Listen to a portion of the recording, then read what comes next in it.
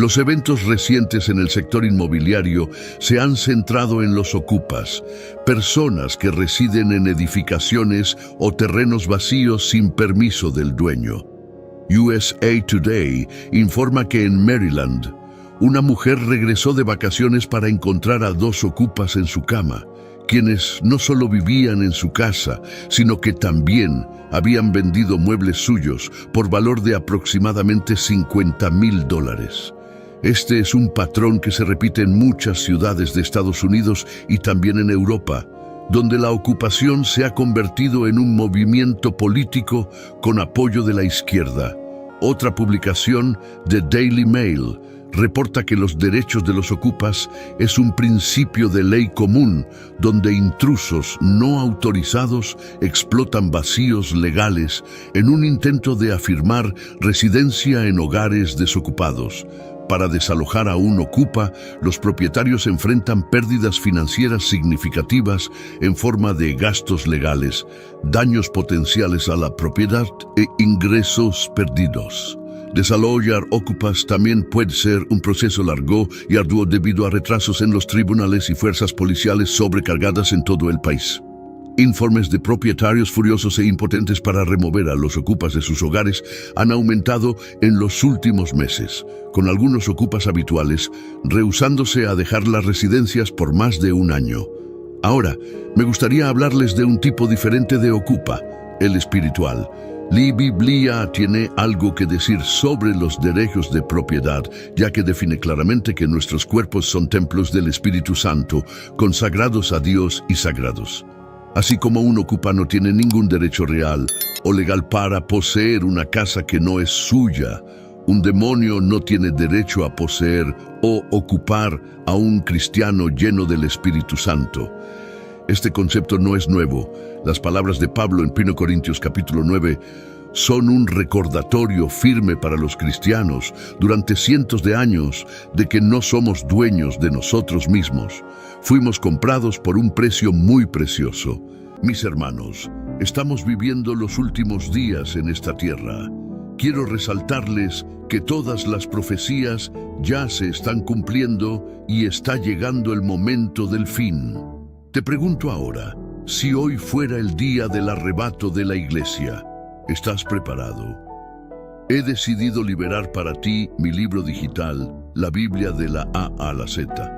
Es exclusivo de nuestro canal y ya ha ayudado a miles de personas alrededor del mundo a prepararse para ese gran día. Sumérgete ahora mismo en las profundidades de la palabra de Dios y prepárate para ese gran día, descargando ahora este material que enriquecerá tu vida espiritual.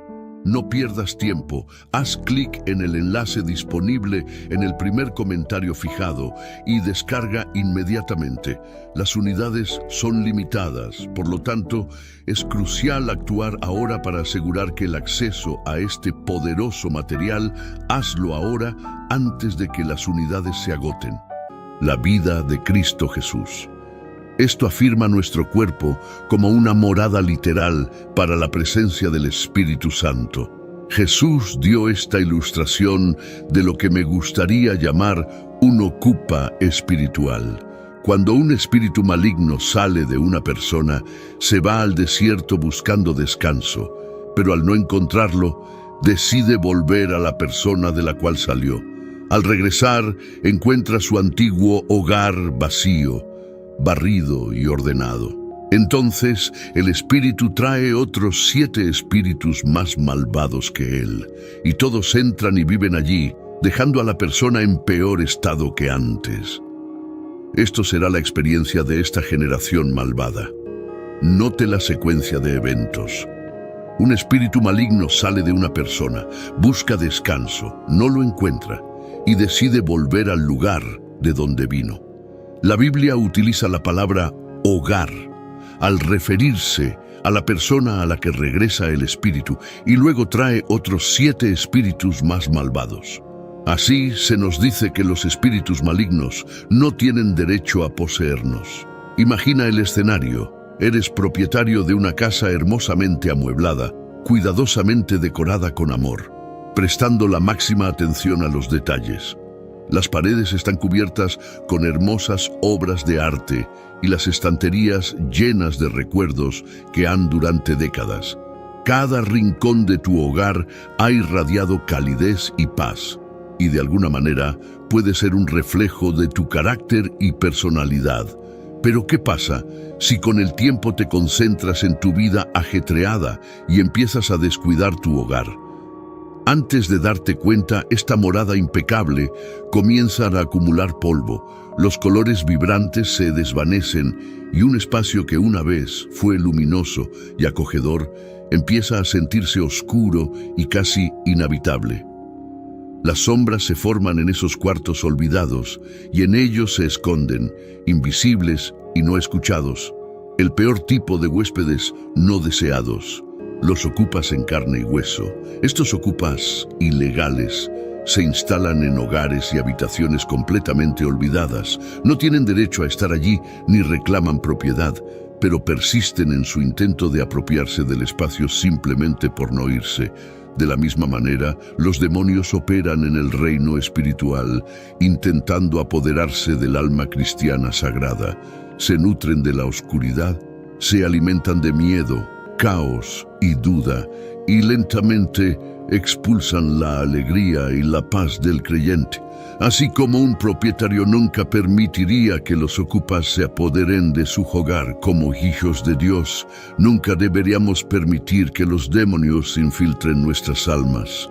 Nuestros cuerpos no son solo un recipiente físico, son templos sagrados donde habita el Espíritu de Dios. Pero, ¿cómo podemos prevenir que estos ocupas hagan de nuestras vidas su morada? Primero, debemos recordar que estamos llamados a proteger nuestras mentes y corazones contra el enemigo y todos sus perversos planes. Es crucial permanecer vigilantes en nuestra fe, firmes pase lo que pase. Efesios 6 nos dice que nuestra lucha no es realmente contra carne y sangre, sino contra las fuerzas del mal en los reinos celestiales. Estos son los ocupas espirituales, y esta es una batalla espiritual en la que luchamos por la santidad de nuestras almas. Debemos mantener estos templos puros y nunca dejarlos vacíos, aunque estén limpios y en orden. Los dueños de casa físicos aseguran sus hogares con cerraduras, sistemas de alarma e iluminación para asegurarse de que ladrones, asaltantes y ocupas no tengan oportunidad de invadir su casa. De la misma forma, nosotros también podemos armarnos y a nuestro templo sagrado. Siempre tenemos disponible la armadura completa de Dios, con la cual podemos combatir incluso en la noche más oscura.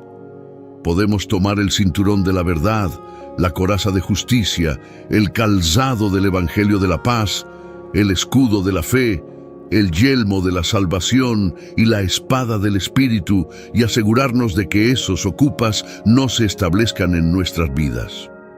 Uno de los principios fundamentales enseñados en el entrenamiento militar es estar consciente de tu entorno. Un principio conocido como conciencia situacional. Al aprendiz se le coloca intencionalmente en escenarios estresantes y se le rodea de oficiales de mayor rango para obligarlo a permanecer vigilante y consciente en todo momento. Si el aprendiz no mantiene la conciencia situacional, será sorprendido en una posición desprevenida y sufrirá reprimendas o consecuencias. Por supuesto, en una situación de batalla real, las consecuencias serán más significativas que hacer flexiones o ser reprendido. Así como existe la conciencia situacional en una guerra real, existe algo similar en el ámbito espiritual para el hombre o mujer cristiana. Si el creyente no está consciente de su entorno espiritual, también será sorprendido desprevenido, sin preparación, y sufrirá las consecuencias.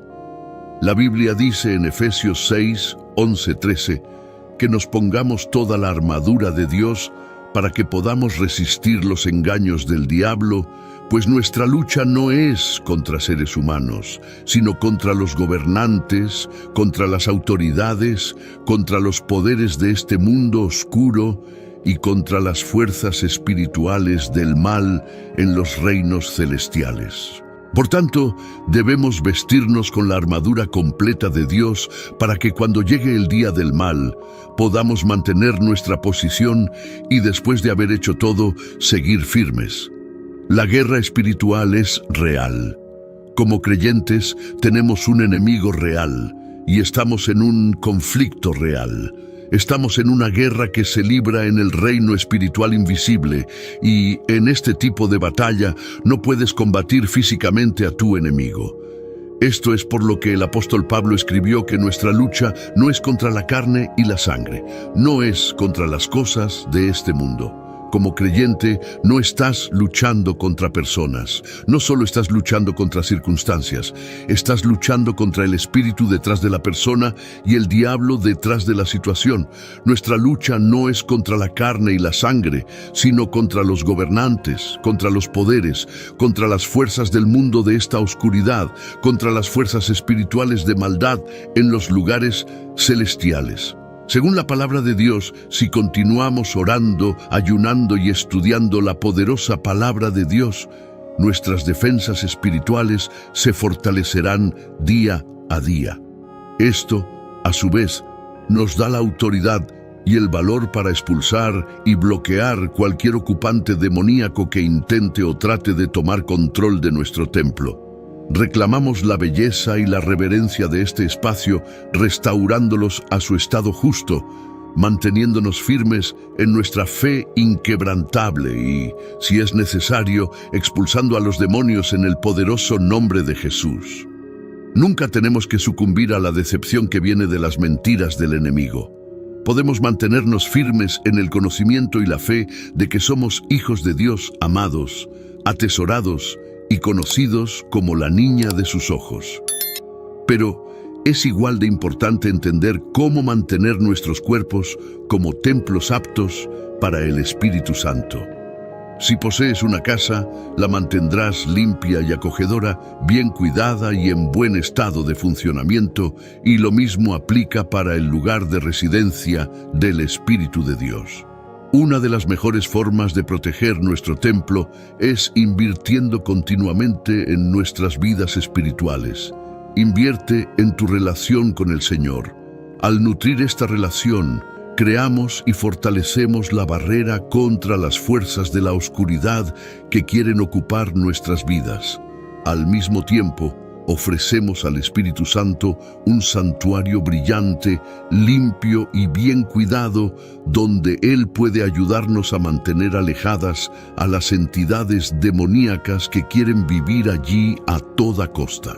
Siempre debemos recordar que nunca estamos solos en esta batalla particular, porque Dios siempre está con nosotros. La vida está llena de desafíos y a veces rendirse parece una opción genuina, pero no lo es. Podemos superar cualquier obstáculo y mantener una morada espiritual siempre acogedora para el Espíritu Santo, mientras trabajamos para mantenernos libres de cualquier huésped no invitado. Siempre seamos conscientes de lo sagrado que es que nuestros cuerpos sean los templos del Espíritu Santo y tratarlos con el respeto y la reverencia que merecen. El mundo puede estar lleno de oscuridad, pero nuestros templos pueden ser un faro de esperanza para alguien que está luchando por mantener su propio espacio libre, y esa es una de las mejores formas de expulsar a un ocupante y mantenerlo fuera para siempre. Inicia hoy tu propia vigilancia espiritual de vecindario, compartiendo esto con aquellos que aún no conocen estas verdades. ¿Alguna vez has notado que la gente puede reunirse en una multitud, pero aún así tener diferentes agendas? En una sala llena de gente encontrarás personas con diferentes problemas, diferentes motivos e intenciones.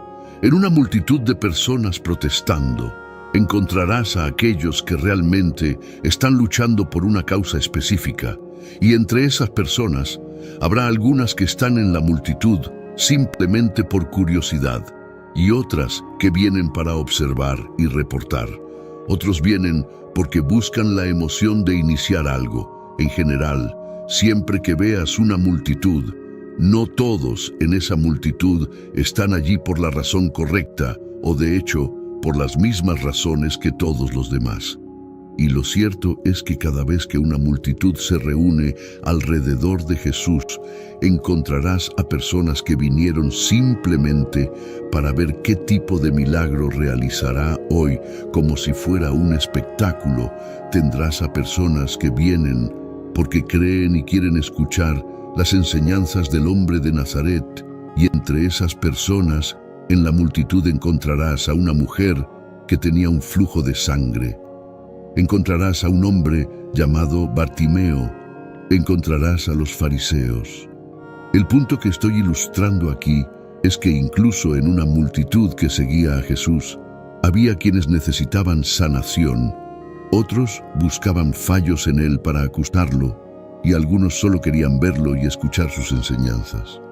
Sin embargo, hay ocasiones en que las multitudes provocan actividad demoníaca.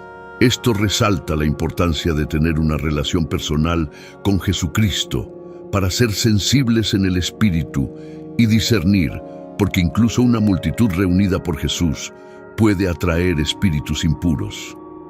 La Biblia dice en Marcos 1:21 que entraron en Capernaum y de inmediato en sábado Jesús comenzó a enseñar en la sinagoga. Observa el hecho de que, mientras Jesús enseñaba, tenía una multitud y un público atento. Pero aquí es donde se pone interesante. Marcos 1:23-24 relata que había en su sinagoga un hombre con un espíritu impuro que gritó: ¿Qué tienes que ver con nosotros, Jesús de Nazaret? ¿Has venido a destruirnos? Sé quién eres, el Santo de Dios. Pero Jesús lo reprendió diciendo: Cállate y sal de él. Así que, mientras estaban en la iglesia y la gente escuchaba la palabra de Dios, un hombre poseído por un demonio entró. Piensa en cuántas personas están oprimidas por demonios, aunque estén en la iglesia. Ahora, antes de señalar algunas cosas sobre este tipo de demonio, vamos a leer más detenidamente el intercambio entre Jesús y este espíritu impuro en Marcos 1:23-25. Inmediatamente había en la sinagoga un hombre con un espíritu impuro que gritó: ¿Qué tienes que ver con nosotros, Jesús de Nazaret? ¿Has venido a destruirnos? Sé quién eres, el Santo de Dios. Pero Jesús lo reprendió diciendo: Cállate y sal de él. Nótese que este era un demonio atrevido, un demonio audaz. Tuvo la osadía de entrar en la iglesia, confrontar casi con enojo a Jesús y preguntarle si había venido a destruirlos. Y santos de Dios, a veces el diablo puede tener la osadía de probarte. El diablo puede saber que has orado y ayunado por tus hijos y aún así lanzar un ataque contra ellos solo para probarte. El diablo puede tener la osadía de esperarte en la iglesia y enviar a alguien para decir un comentario que te hiera, todo para que no escuches el evangelio, como este demonio que se acercó a Jesús mientras enseñaba en la sinagoga. El diablo puede esperar que pienses que estás en un lugar de fortaleza y luego confrontarte. ¿Realmente crees en este Jesús del que hablas? ¿Realmente crees que esta montaña frente a ti se moverá? ¿Realmente piensas que puedes vivir una vida completamente libre de miedo? Así que cuando Jesús fue confrontado por este espíritu impuro, la Biblia dice que Jesús lo reprendió diciendo: Cállate y sal de él. Jesús habló con poder, con audacia y autoridad. Ahora, si alguna vez nos encontramos en una situación en la que seamos confrontados por el enemigo, nuestras palabras solas no tienen poder. Nuestro nombre solo no tiene peso en el ámbito espiritual. Pero ten en cuenta que antes de que el espíritu impuro en la sinagoga fuera expulsado por el Señor, en Marcos 1:24, ese demonio dijo: ¿Qué tienes que ver con nosotros, Jesús de Nazaret? Has venido a destruirnos. Sé quién eres, el Santo de Dios. Sabía quién era Jesús, conocía su autoridad, sabía que Jesucristo podía. Derek Prince describe a los demonios como personas sin cuerpos.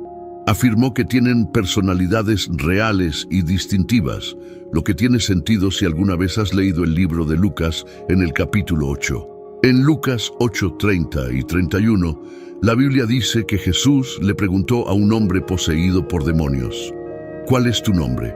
Y él respondió: Legión, porque muchos demonios habían entrado en él. Y le rogaban a Jesús repetidamente que no los enviara al abismo. Una legión romana consta de 6.000 hombres, así que este hombre afirmaba tener 6.000 demonios dentro de él. Esto es evidente porque estaba oprimido de la peor manera. La Biblia indica que vivía en los sepulcros, lo que significa que los demonios lo habían aislado. Estaba alejado de la sociedad, alejado de los vivos y de sus seres queridos. Quiero que notes algo sobre la opresión demoníaca.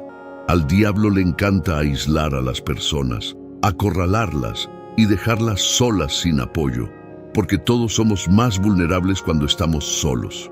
Necesitamos a personas que oren con nosotros. Necesitamos a cristianos creyentes en la Biblia, con quienes compartir para que podamos animarnos mutuamente en Cristo, pero a los demonios les disgusta esto, y por eso separaron a este hombre de cualquiera que pudiera estar con él o rezar con él.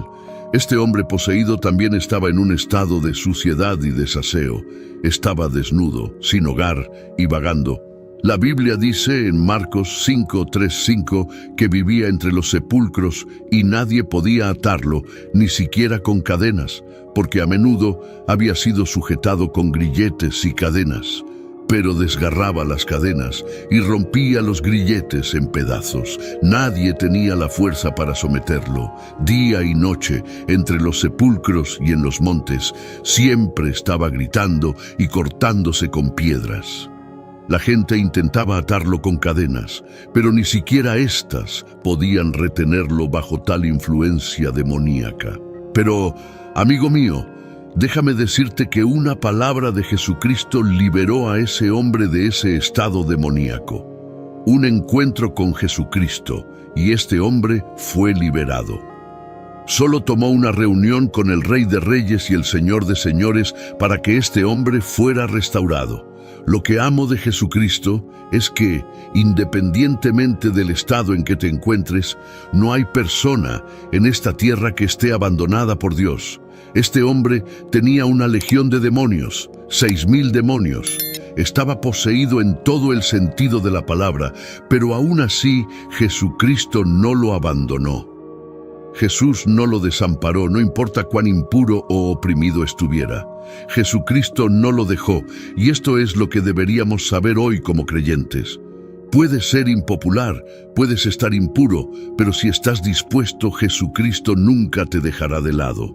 Puedes estar atado y amarrado, pero Jesucristo puede pronunciar una palabra en tu vida y liberarte. Así que, cuando el diablo te ataque, cuando te confronte e intente intimidarte, usa el nombre de Jesucristo para reprenderlo. Cada demonio en el infierno conoce ese nombre, el nombre sobre todo nombre. El nombre de Jesucristo no puede ser desafiado. Es un nombre que aplasta el miedo, aplasta a los demonios. El nombre de Jesucristo es poderoso y efectivo. Es a través de su nombre que podemos ser liberados de la esclavitud. Es a través de su nombre que podemos experimentar la paz. Así que si alguna vez te encuentras en una multitud o en una sala llena de gente, recuerda que no todos están allí por las mismas razones. Sin embargo, quiero alentarte sin importar lo que venga, sin importar quién venga a través de esa multitud. Aférrate al nombre de Jesús, un nombre que protege, un nombre que libera. Es un nombre que incluso el diablo no puede soportar porque es en el nombre de Jesucristo que tenemos la victoria. Como cada plaga egipcia estaba conectada con la derrota de un dios egipcio en la antigua tierra de Egipto, donde las poderosas pirámides tocaban el cielo y el río Nilo traía vida, el poderoso poder de Dios se manifestaba en una batalla entre Dios y muchos dioses. Dios se apareció a Moisés en un arbusto ardiente que no era consumido por el fuego. Dios le dijo a Moisés: «He visto la aflicción de mi pueblo en Egipto. He oído su clamor a causa de sus capataces y estoy preocupado por su sufrimiento. Éxodo 3:7.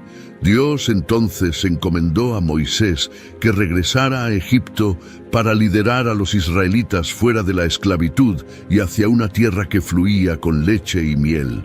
Moisés vacilaba, sintiéndose inadecuado, pero Dios le aseguró su presencia y poder. Moisés, junto con su hermano Aarón, fue ante el faraón y dijo: «Así dice el Señor, el Dios de Israel, deja ir a mi pueblo para que me celebren una fiesta en el desierto». Éxodo 5:1. Sin embargo, el faraón se negó y en cambio aumentó la carga de trabajo de los israelitas, causándoles un gran sufrimiento a pesar de la terquedad del faraón. Dios prometió liberar a los israelitas. Él dijo: «Así que extenderé mi mano y golpearé a Egipto con todas mis maravillas que haré en medio de él. Después de eso, él los dejará ir». Éxodo 3:20. Esto prepara el escenario para las 10 plagas, que no fueron solo desastres, sino también signos del poder de Dios y un desafío a los dioses egipcios y la autoridad del faraón. Mis hermanos, estamos viviendo los últimos días en esta tierra. Quiero resaltarles que todas las profecías ya se están cumpliendo y está llegando el momento del fin. Te pregunto ahora, si hoy fuera el día del arrebato de la iglesia, ¿estás preparado? He decidido liberar para ti mi libro digital, la Biblia de la A a la Z. Es exclusivo de nuestro canal y ya ha ayudado a miles de personas alrededor del mundo a prepararse para ese gran día. Sumérgete ahora mismo en las profundidades de la palabra de Dios y prepárate para ese gran día, descargando ahora este material que enriquecerá tu vida espiritual. No pierdas tiempo, haz clic en el enlace disponible en el primer comentario fijado y descarga inmediatamente.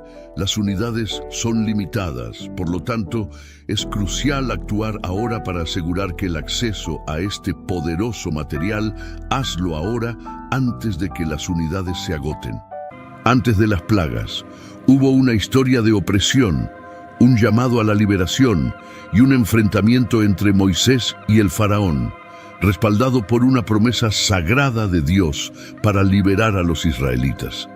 Esta historia lleva directamente a los eventos dramáticos de las 10 plagas en Egipto, conexión con los dioses egipcios, agua convertida en sangre. Dios atacó a Hapi, el dios del Nilo, quien estaba profundamente venerado en la mitología egipcia por su asociación con las inundaciones anuales del río Nilo. Cuando Dios convirtió el agua del Nilo en sangre, atacó directamente la vida misma de Egipto. Ranas. Dios apuntó a Heket, la diosa con cabeza de rana, asociada con la fertilidad. Heket era otra diosa egipcia que Dios atacó durante la plaga, a menudo representada con cabeza de rana. Se la consideraba la diosa de la fertilidad y su culto estaba vinculado a la concepción y el parto. La diosa de la fertilidad y el parto en la mitología egipcia, las ranas eran símbolos de vida y fertilidad, debido a su capacidad para poner cientos de huevos. Het era respetada como un símbolo del comienzo de la vida y se creía que tenía poderes que podían proteger y guiar a las mujeres durante el parto. Ahora, al conectar a Heket con la segunda plaga de Egipto, la historia comienza cuando el faraón aún se niega a liberar a los esclavos israelitas. Dios instruye a Moisés a advertir al faraón de las consecuencias. Entonces el Señor dijo a Moisés: «Ve a Faraón y dile, así dice el Señor, deja ir a mi pueblo para que me adoren.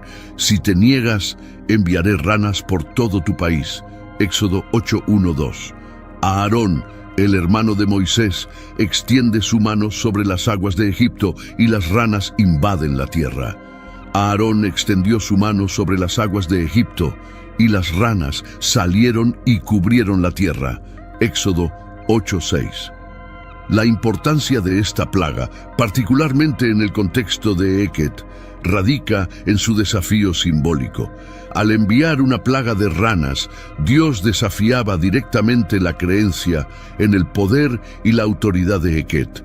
Los egipcios que veían a las ranas como símbolos de fertilidad y bendiciones bajo el patrocinio de Heket, ahora se veían abrumados por estas mismas criaturas, convirtiéndose en una maldición al cubrir su tierra, entrar en sus hogares y perturbar sus vidas. La plaga demostró que el Dios de Israel tenía poder sobre los símbolos mismos de vida y fertilidad a los que los egipcios miraban con admiración. Fue un mensaje poderoso para el faraón y los egipcios de que sus dioses, como Heket, no tenían poder contra la voluntad del Dios de Israel. A pesar de este claro signo, el corazón del faraón permaneció endurecido y no dejó ir a los israelitas, lo que llevó a más plagas. El río estará lleno de ranas, que subirán y entrarán en tu casa, en tu dormitorio y en tu cama. Éxodo 8:2-4. Las ranas estaban por todas partes, en las casas, dormitorios, sobre las personas, en los hornos e incluso en los cuencos de amasar utilizados para hacer pan. Fue una invasión masiva de ranas que dificultó mucho la vida para los egipcios. Faraón, afectado por esta plaga, llamó a Moisés y a Aarón y les pidió que oraran a Dios para quitar las ranas. Prometió que dejaría ir a los israelitas si las ranas desaparecían.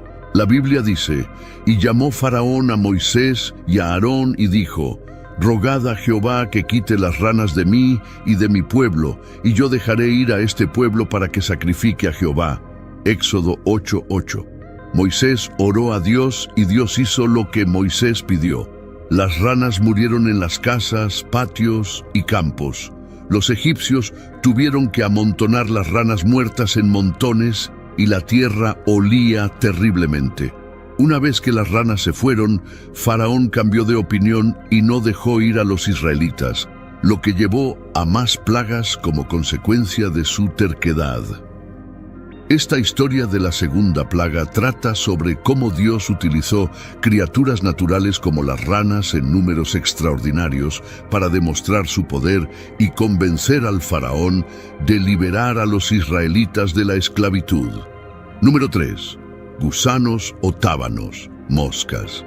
Geb fue una deidad importante en la mitología egipcia, respetado como el dios de la tierra, a menudo representado como un hombre acostado bajo el cielo de la diosa Nut, que simboliza la tierra. Geb no solo era el dios de la tierra física, sino que también desempeñaba un papel en la agricultura, la fertilidad y el inframundo. Era visto como una figura paterna para las plantas y los cultivos, y se creía que los terremotos eran su risa. Ahora, al relacionar a Geb con la tercera plaga de Egipto en la Biblia, observamos un significativo. La tercera plaga confronta directamente el dominio de Geb. Dios instruye a Moisés y a Aarón a confrontar nuevamente a Faraón después de que se niega a dejar ir a los israelitas. Esta vez, la plaga involucra la misma tierra que se supone que gobernaría Geb. Dios le dice a Moisés que ordene a Aarón que extienda su vara y golpee el polvo de la tierra. Aarón obedece y sucede algo extraordinario. Y Jehová dijo a Moisés, di a Aarón, extiende tu vara y golpea el polvo de la tierra, y será piojos por toda la tierra de Egipto. Y lo hicieron así. Y Aarón extendió su mano con su vara y golpeó el polvo de la tierra, y hubo piojos en los hombres y en las bestias. Todo el polvo de la tierra se convirtió en piojos en toda la tierra de Egipto. Éxodo 8:16-17. Cuando Aarón golpea el suelo, el polvo se transforma en piojos. Este cambio repentino de polvo a insectos, enjambre, es un desafío directo a Geb. Muestra que el Dios de Israel tiene poder sobre la tierra, que es el dominio de Geb, convirtiéndola en una fuente de malestar en lugar de vida y crecimiento. Los magos egipcios, que pudieron imitar las plagas anteriores, intentaron producir piojos por sí mismos, pero fallaron. Al darse cuenta de la magnitud de lo que ha sucedido, le dicen a Faraón, esto es el dedo de Dios. Éxodo 8:19. Sin embargo, el corazón de Faraón permanece endurecido y no hace caso ni a sus palabras, ni al signo de poder del Dios de Israel. Esta tercera plaga es significativa porque no es solo una demostración del poder de Dios sobre el mundo natural, sino también una derrota simbólica de Geb, el dios egipcio de la tierra. La incapacidad de los magos egipcios para replicar esta plaga enfatiza aún más el poder único y supremo del Dios de Israel. La plaga de los piojos es más que una molestia, es una demostración del poder de Dios, mostrando que Él controla incluso los elementos más pequeños de la creación. Los egipcios, que adoraban a muchos dioses, están viendo que sus dioses son impotentes contra el Dios de Israel. Número 4. Moscas. Khepri es un antiguo dios egipcio, a menudo asociado con la creación, el movimiento del sol y el renacimiento. Su nombre está vinculado a la palabra egipcia Ker, que significa desarrollarse o venir a ser. Khepri generalmente se representa como un escarabajo o como un hombre con un escarabajo en la cabeza, simbolizando la creación y el renacimiento en la mitología egipcia. Los escarabajos peloteros enrollan heces en bolas, de las cuales emergen, simbolizando nueva vida y regeneración. Se creía que Khepri rodaba el sol por el cielo cada día, expresando la idea del sol naciente y la renovación cada mañana. Ahora, al relacionar a Khepri con la cuarta plaga de Egipto, que describe la Biblia en el libro de Éxodo, involucra un enjambre de moscas. Esta plaga ocurrió después de que Faraón nuevamente se negara a dejar ir al pueblo israelita. La historia comienza con Dios instruyendo a Moisés a levantarse temprano por la mañana, enfrentarse a Faraón y advertirle sobre la próxima plaga. Entonces Jehová dijo a Moisés: «Levántate de mañana y ponte delante de Faraón. He aquí, él sale al agua, y dile: Jehová dice así: deja ir a mi pueblo para que me sirva. Si no dejares ir a mi pueblo, he aquí, yo enviaré sobre ti, sobre tus siervos, sobre tu pueblo y sobre tus casas toda clase de moscas. Y las casas de los egipcios se llenarán de multitud de moscas, y también la tierra donde estén». Éxodo 8, 20, 21. A diferencia de las plagas anteriores, donde los israelitas en la tierra de Gosén también sufrieron, esta vez Dios hace una distinción. La tierra de Gosén, donde viven los israelitas, es. Mañana este signo se manifestará como una plaga de moscas, un desafío directo al dios egipcio Khepri. Enviando una plaga de moscas, Dios muestra su poder sobre Khepri, el dios de la creación y el renacimiento simbolizado por el escarabajo. El enjambre de moscas, una plaga y una molestia, contrasta fuertemente con el venerado escarabajo, socavando el poder y la autoridad de Khepri ante los ojos de los egipcios. A pesar de la gravedad de la plaga, el corazón del faraón permanece endurecido y continúa negándose a dejar ir al pueblo israelita. Entonces Dios hizo lo que dijo que haría: envió una gran cantidad de moscas por todo Egipto. Estas moscas estaban por todas partes, en las casas, sobre las personas y por toda la tierra. Fue terrible para los egipcios, pero curiosamente, en la región donde vivían los israelitas en Gosén no había moscas en absoluto, lo que mostraba que Dios estaba protegiendo a su pueblo. Faraón, preocupado por esta plaga, llamó a Moisés y a Aarón y les dijo que sacrificaran a su Dios allí en la tierra. Éxodo 8:25. Pero Moisés dijo que no era correcto hacerlo en Egipto, así que Faraón accedió a dejar que los israelitas fueran al desierto para ofrecer sacrificios a su Dios. Sin embargo, pidió a Moisés que orara primero para que las moscas fueran retiradas.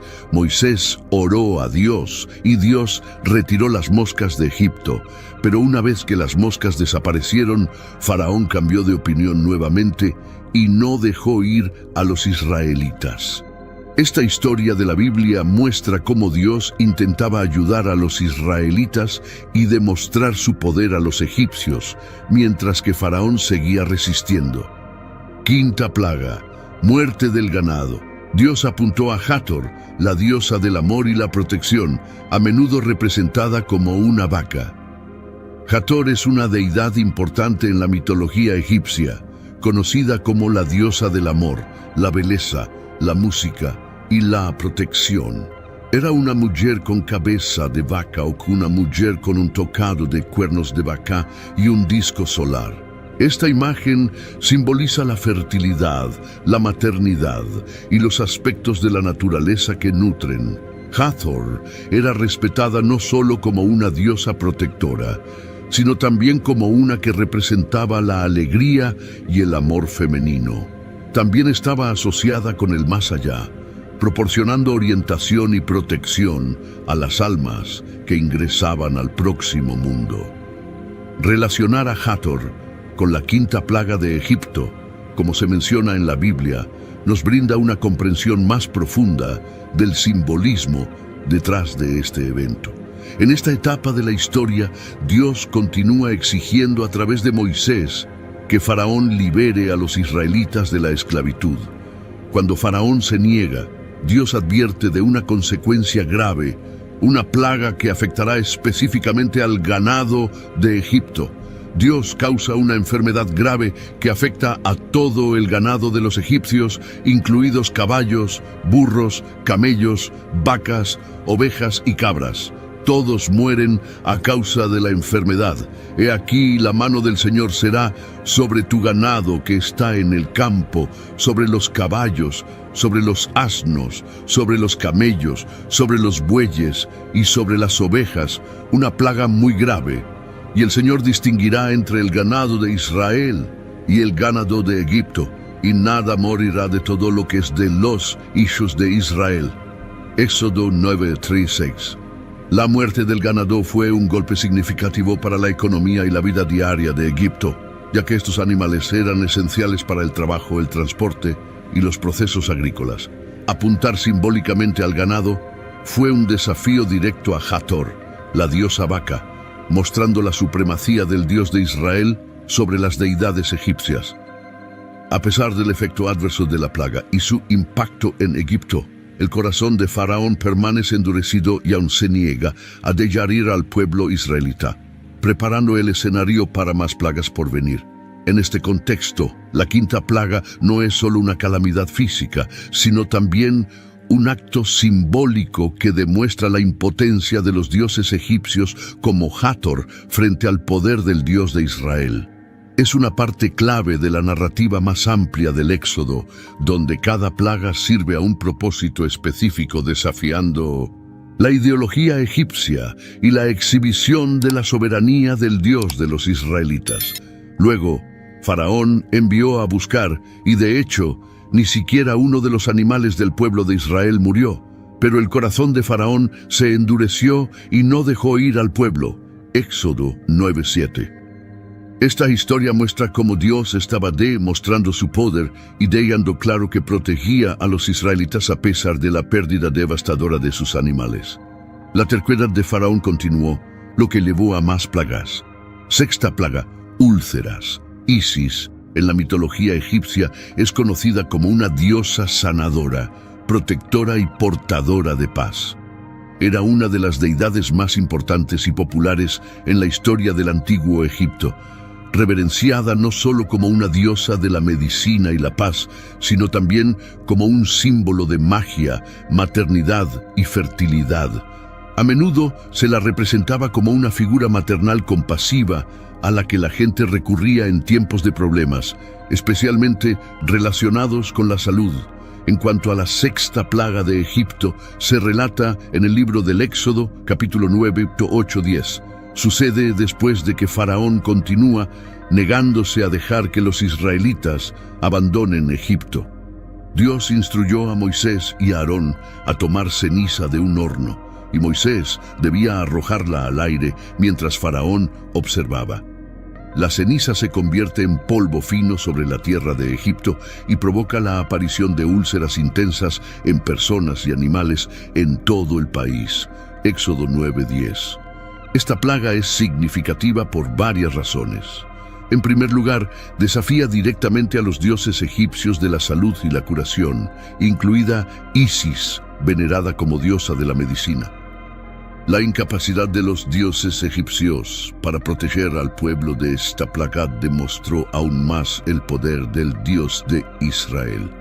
En segundo lugar, es notable que incluso los magos egipcios, que habían intentado replicar plagas anteriores, fueron afectados por las úlceras y no pudieron mantenerse frente a Moisés debido a ellas, como se menciona en Éxodo 9:11. A pesar de esta terrible plaga, el corazón de Faraón permaneció endurecido y aún se negó a liberar a los israelitas. Esto formaba parte del plan de Dios para mostrar su poder y dar a conocer su nombre en Egipto. La sexta plaga, al igual que las demás, sirve para ilustrar el poder de Dios y la futilidad de oponerse a su voluntad, así como el desafío específico a los dioses egipcios, incluida Isis en su papel como sanadora. Séptima plaga, granizo. Nut es una figura clave en la mitología egipcia, conocida como la diosa del cielo. A menudo se la representa como una mujer arqueándose sobre la tierra, simbolizando el cielo. Nut es considerada la madre del sol, la luna y las estrellas, encarnando literalmente los cielos. Se creía que su cuerpo creaba una barrera protectora sobre la tierra y cada mañana daba a luz al sol, que luego viajaba a lo largo de su cuerpo durante el día antes de ser tragado al atardecer y renacer al día siguiente. Esta imagen refleja la comprensión egipcia del ciclo día y noche. Nut también era vista como una figura materna para varios otros dioses en la mitología egipcia, incluidos Osiris, Isis y Neftis. Su papel como madre, tanto de los cuerpos celestiales como de deidades importantes, enfatiza su importancia en el panteón egipcio. Introduciendo la séptima plaga de Egipto en el contexto de Nut, se describe en el libro del Éxodo, capítulo 9, 18-26. Dios le dice a Moisés que extienda su mano hacia el cielo para que caiga granizo sobre Egipto, afectando a personas, animales y plantas. Antes de que ocurriera esta plaga, Dios advirtió a Faraón a través de Moisés sobre lo que sucedería si no dejaba ir a los israelitas. Este pasaje dice: «He aquí mañana, a esta misma hora, haré llover granizo muy pesado, como no ha habido en Egipto desde el día de su fundación hasta ahora». Éxodo 9:18. Cuando Moisés extendió su vara, el Señor envió truenos, granizo y fuego a la tierra. Las piedras de granizo destrozaron Egipto, destruyendo cultivos, ganado e incluso a personas. La peculiaridad de esta plaga es que el granizo se mezcló con fuego, lo que habría sido especialmente aterrador y considerado como un signo de la ira divina. Y hubo granizo y fuego mezclado con el granizo, muy grave, cual no hubo en todo el país de Egipto desde que fue habitado por nación. Éxodo 9:24. Esta plaga es significativa porque enfrenta directamente a Nut, la diosa del cielo. Al controlar el clima hasta un grado catastrófico, Dios demuestra su poder sobre el dominio de Nut, mostrando que es más poderoso que las deidades egipcias. Solo la tierra de Goshen, donde vivían los israelitas, estaba a salvo de esta tormenta de granizo. La tormenta de granizo, un fenómeno meteorológico inusual y severo para Egipto, sirve como un poderoso símbolo de este desafío divino. Después de ver la devastación, Faraón llamó a Moisés y a Aarón, admitiendo que había pecado y que el Señor tenía razón. Les pidió que rezaran a Dios para detener el granizo y que dejaría ir a los israelitas. Moisés estuvo de acuerdo, pero una vez que la tormenta cesó, Faraón cambió de opinión y mantuvo a los israelitas en esclavitud. La séptima plaga, como las demás, está destinada a mostrarle a Faraón y a los egipcios que el Dios de los israelitas es supremo. A pesar de la devastación de la plaga, el corazón de Faraón permanece endurecido, lo que lleva a más plagas y sufrimientos. Esta narrativa subraya el tema del poder divino y el juicio que atraviesa la historia del Éxodo. Número 8. Langostas. Set, también conocido como Set, es una figura significativa en la mitología egipcia.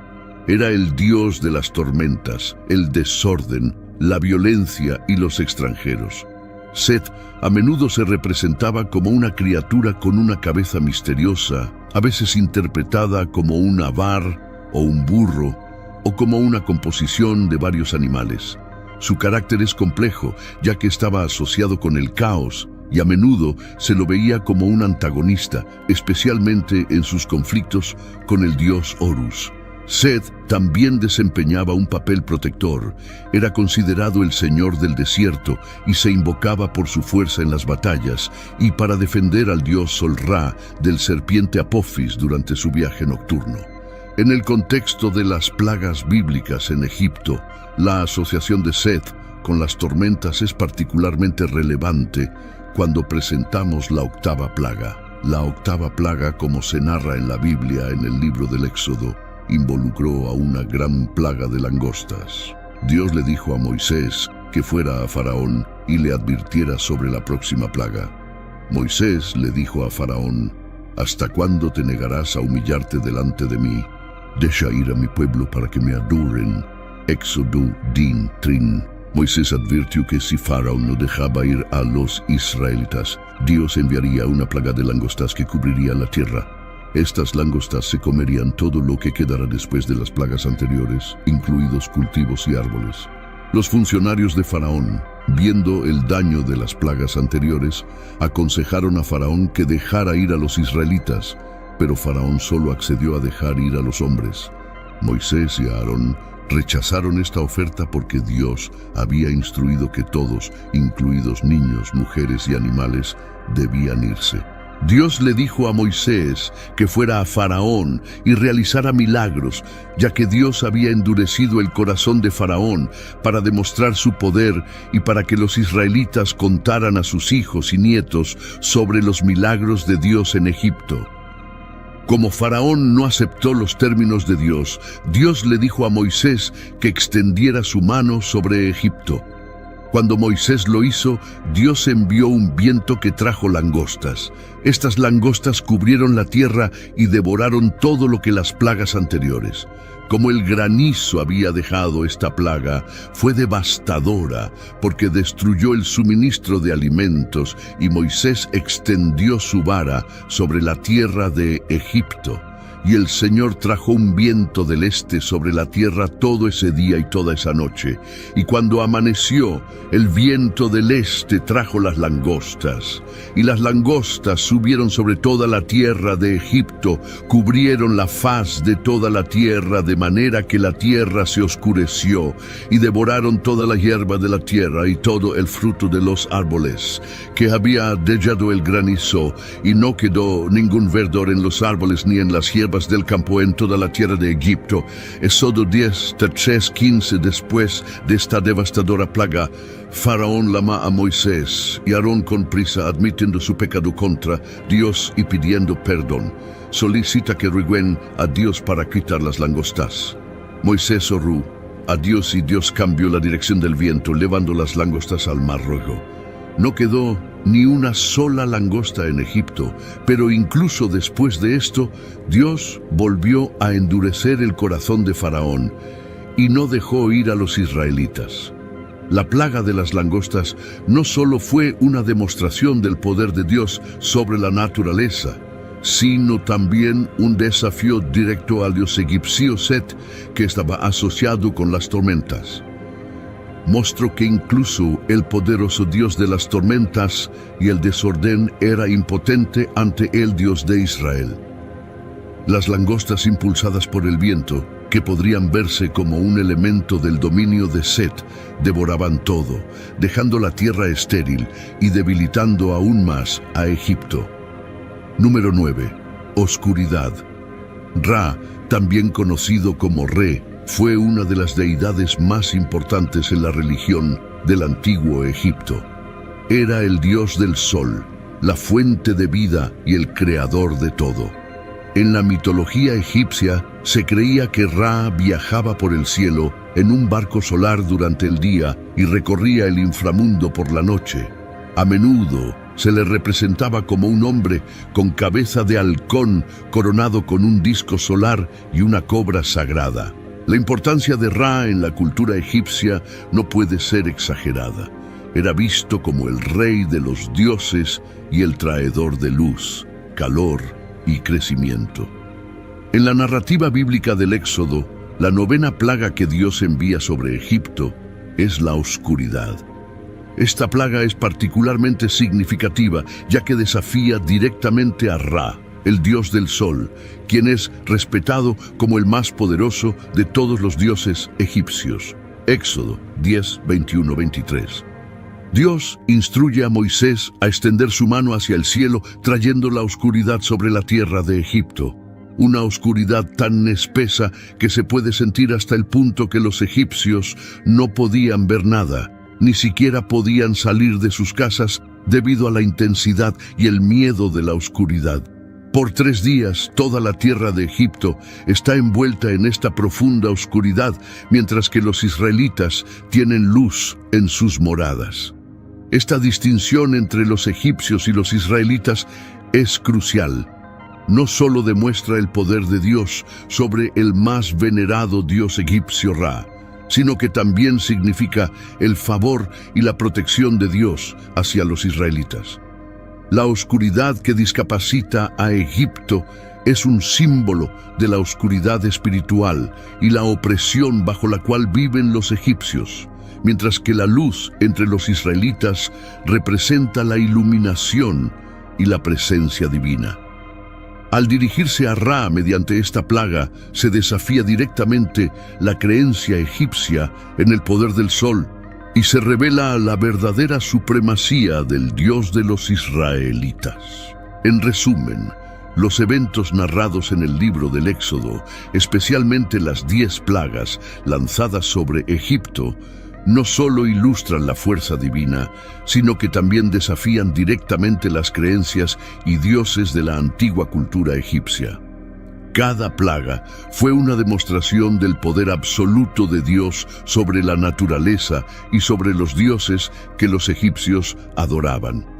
Desde la transformación de las aguas en sangre hasta la oscuridad que envolvió a Egipto, las plagas fueron una serie de señales que mostraron la supremacía del Dios de Israel sobre todos los demás dioses. Cada evento tuvo un propósito claro: liberar a los israelitas de la esclavitud y establecer la soberanía divina. Por lo tanto, al reflexionar sobre estos relatos, estamos invitados a reconocer la grandeza y la majestuosidad del Dios Todopoderoso, que opera en medio de los acontecimientos de la historia humana para cumplir sus propósitos. Las plagas de Egipto son un recordatorio poderoso de que incluso frente a la adversidad, la justicia y la voluntad de Dios prevalecerán. Agradezco por acompañar este video y por dedicarse a reflexionar sobre estos eventos históricos y espirituales tan significativos. Que podamos seguir buscando la sabiduría divina y la comprensión de los misterios que impregnan nuestra jornada. Muchas gracias y hasta la próxima.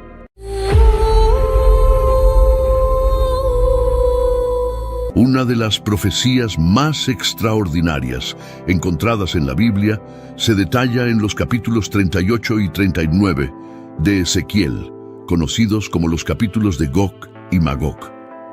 Estos pasajes delinean una previsión intrigante y compleja que describe una invasión proveniente del norte de Israel, avanzando como una tormenta y cubriendo el territorio como una nube densa y oscura. En este escenario cataclísmico, parece que la destrucción está a punto de consumirse. Sin embargo, contra todas las expectativas, Dios interviene en el último momento. Una parte crucial de esta profecía es el momento en que se predice que la invasión de Gog ocurrirá en los últimos años o días. Por lo tanto, muchos teólogos sugieren que esta profecía podría concretarse al principio del conflicto en el Medio Oriente, estableciendo un tratado de paz con Israel que duraría 7 años. Con este acuerdo en vigor, los judíos podrían reconstruir su templo y vivir en paz en su tierra.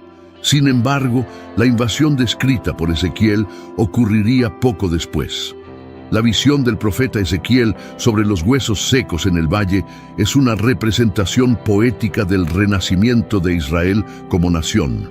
Aunque estén exiliados en tierras extranjeras como Babilonia, Dios asegura al pueblo de Israel que su espíritu nacional será reavivado.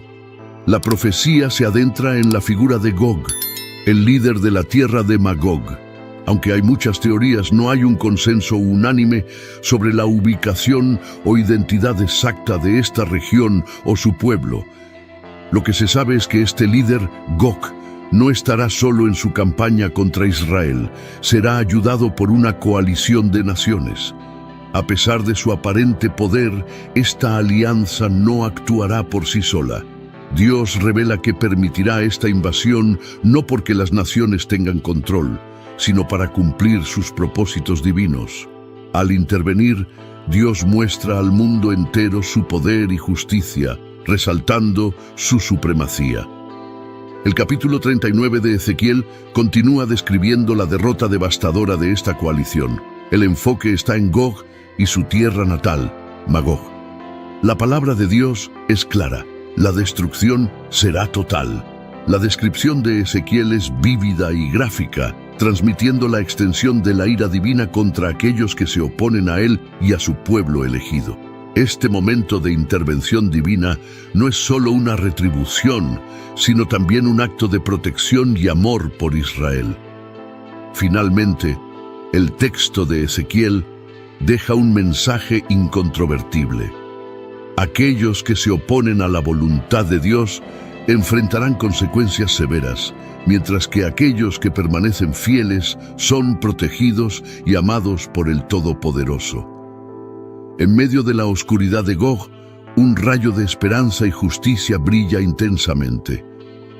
Los habitantes de las regiones costeras percibirán sin lugar a dudas la soberanía y el poder del Señor. Dios, en su infinita sabiduría, no solo anuncia su oposición a Gog, sino que también muestra la destrucción total que caerá sobre este invasor audaz y su coalición. Sorprendentemente, los cuerpos del ejército invasor de Gog perecerán, sus armas se volverán ineficaces contra la fuerza del Señor. La destrucción no se limitará a la tierra de Israel. El fuego consumidor de Dios alcanzará incluso la región central de Magog, el corazón de Gog. El mensaje es claro. En Ezequiel 39, 7-15, el nombre sagrado de Dios será santificado entre su pueblo, y aquellos que osaron profanarlo enfrentarán graves consecuencias. En ausencia de los israelitas, se aprovecharán de las armas del ejército, derrotado como leña. Imagina el arsenal que una vez amenazó su existencia, ahora servirá para calentarlos durante 7 años. Ezequiel continúa con detalles impresionantes. El valle donde Gog y su ejército serán enterrados bloqueará la entrada, sirviendo como un recordatorio perenne de su derrota. Este lugar será renombrado como el Valle de Amón-Gog. Durante meses, Israel trabajará incansablemente para purificar la tierra, enterrando a los caídos. Este acto no solo tendrá un significado práctico, sino también espiritual, simbolizando la purificación de la tierra después de un periodo de gran tumulto. Se designarán expertos para asegurarse de que no quede ningún rastro de la invasión. Si se encuentra un hueso humano, marcarán el lugar para que los enterradores lo coloquen en el valle de Ramgog, asegurando que la tierra esté completamente limpia. Ezequiel hace una correlación con Apocalipsis 19, 17, 18. Es fundamental entender que son eventos distintos. La batalla de Gog y Magog ocurre antes del milenio, mientras que la batalla del Armagedón, descrita en Apocalipsis, ocurre después. A pesar de las similitudes, son escenas separadas. pero ambas transmiten el mensaje de Dios sobre la justicia y la retribución. Siguiendo esta secuencia profética, nos encontramos con una visión asombrosa, un nuevo cielo y una nueva tierra, como se describe en Apocalipsis 21. El antiguo mundo, marcado por el pecado y el dolor, desaparecerá para dar paso a una nueva creación. El libro del Apocalipsis, con su lenguaje rico y simbólico, es vital para entender el plan divino.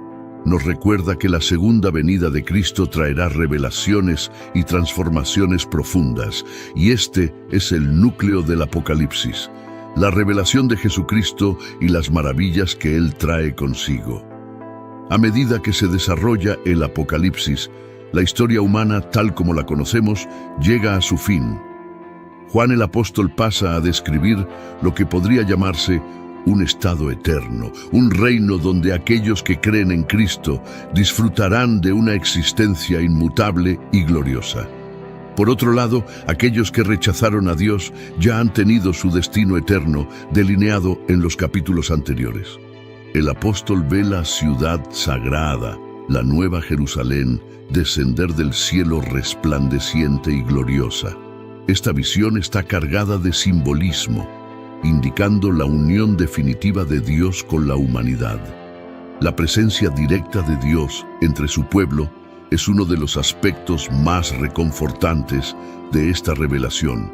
La promesa es un Dios que enjugará todas las lágrimas, un lugar donde la muerte, la tristeza y el dolor serán cosas del pasado. Actualmente Cristo reside en el cielo con las almas de los creyentes que han partido de este mundo. Prometió que prepararía un lugar para sus seguidores y volvería para llevarlos consigo, para que pudieran estar con Él para siempre.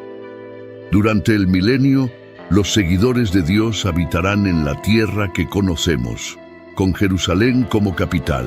Esta ciudad será reconocida como la Nueva Jerusalén, el corazón de la nueva creación de Dios. Aquí, Dios vivirá entre su pueblo y todas las antiguas penas y tristezas serán olvidadas. Dios, el Ser Supremo y Eterno, proclama su obra restauradora, enfatizando la renovación de todas las cosas. Sus palabras no solo son verdaderas, sino también confiables e incorruptibles. La promesa de que Dios renovará todas las cosas puede parecer increíble, pero asegura que su palabra es fiel y verdadera. Su nueva creación será una fuente inagotable de satisfacción, superando cualquier placer o alegría que conozcamos en este mundo. La sed, un deseo ardiente, será saciada de forma incomparable en la presencia de Dios.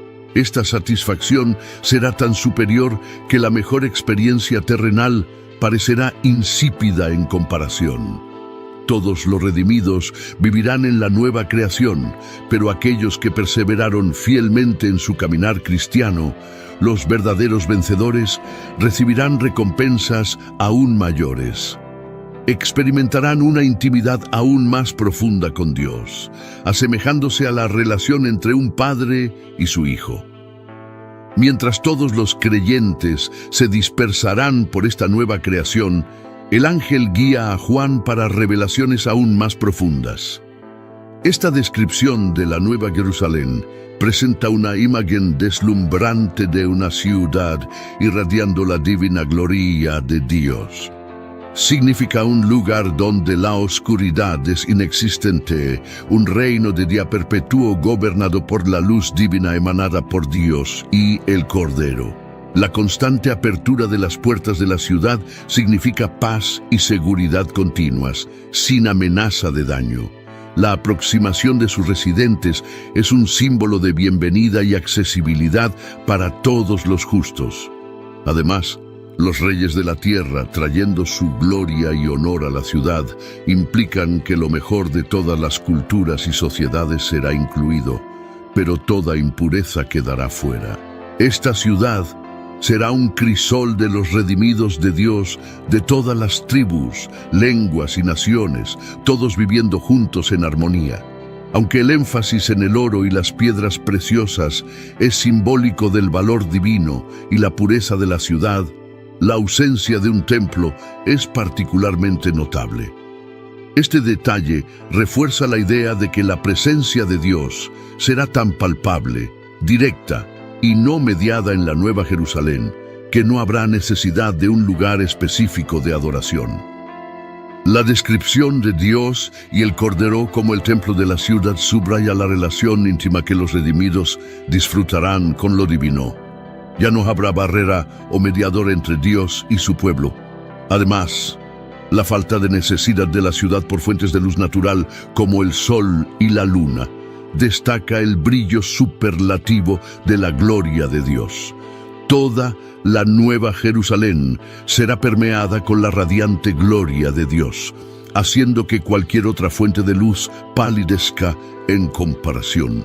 En resumen, la Nueva Jerusalén se presenta no solo como un lugar físico, sino como el punto culminante del plan de redención de Dios. Es un lugar donde la humanidad está totalmente reconciliada con su Creador, viviendo en una comunión alegre e interminable con Él. La Nueva Jerusalén es como un tesoro escondido esperando ser descubierto, un lugar donde cada detalle fue meticulosamente planeado por el maestro artesano del universo, Dios mismo. La ciudad resplandece con el fulgor divino y cada rayo de luz lleva consigo un fragmento de la historia eterna del Creador y su creación. El sol, una estrella ardiente que sostiene toda la vida en la tierra, queda eclipsado por la magnificencia de Dios en la Nueva Jerusalén. Imagina un lugar donde la principal fuente de luz no es un cuerpo celeste, sino el propio Dios. La gloria de Dios es tan intensa y pura que incluso la luna, la fiel compañera de la tierra, es innecesaria. Apocalipsis 21:23. Esta visión nos hace comprender la magnitud de Dios y nos llena de asombro y reverencia. Lo que más nos deja estupefactos es que en este nuevo mundo ya no habrá noche. Nuestros cuerpos glorificados no necesitarán descanso, como si estuviéramos constantemente llenos de una energía inagotable. La ausencia de noche sugiere un mundo sin fin, un lugar donde la vida y la alegría son eternas, y la presencia constante de reyes y naciones muestra que lo mejor de la humanidad será elevado y honrado en este nuevo contexto celestial. Apocalipsis 20, 24, 26. Se nos habla de puertas que nunca se cierran, una bienvenida eterna, cálida y acogedora, donde todos son bienvenidos. Pero por acogedor que parezca, también hay un estándar que cumplir: la pureza. No solo acciones puras, sino también pureza de corazón. Nada impuro, nada que profane o sea abominable entrará en esta ciudad. Solo aquellos cuyos nombres estén inscritos en el libro de la vida del Cordero serán admitidos. Es un recordatorio claro de que, aunque la salvación es un regalo gratuito, hay una elección que todos deben hacer: aceptar a Jesús como Salvador y vivir de acuerdo con sus enseñanzas. Es en este libro de la vida donde reside el mayor misterio y la mayor esperanza. Tener tu nombre escrito allí significa tener un lugar garantizado en la eternidad junto al Creador, en un lugar donde la tristeza, el sufrimiento y la muerte no existen más. Apocalipsis 21:27. El llamado es universal, pero la entrada es selectiva, y cada detalle de la Nueva Jerusalén es un recordatorio constante del amor infinito de Dios y su promesa de una eternidad llena de alegría y paz para aquellos que lo eligen. ¿Y tu nombre? ¿Está escrito en el libro de la vida? En las orillas resplandecientes de la Nueva Jerusalén, donde la luz de Dios lo impregna todo, las historias de los redimidos cobran vida en cada esquina de la ciudad celestial. Se escuchan risas de alegría mientras las personas pasean por las calles de oro y los niños juegan en parques llenos de flores de colores inimaginables. En este reino eterno, la paz es tan tangible que puedes sentir su suave abrazo en cada brisa que acaricia tu rostro. En medio de esta ciudad, un lugar especial ha sido preparado para aquellos cuyos nombres están escritos en el libro de la vida del Cordero. Es un jardín exuberante donde los árboles frutales nunca dejan de dar sus frutos más dulces y las flores nunca dejan de desplegar sus pétalos más fragantes. En este jardín, la gente se reúne para compartir historias de sus vidas pasadas en la tierra, recordando cómo fueron rescatados por el amor incondicional de Dios.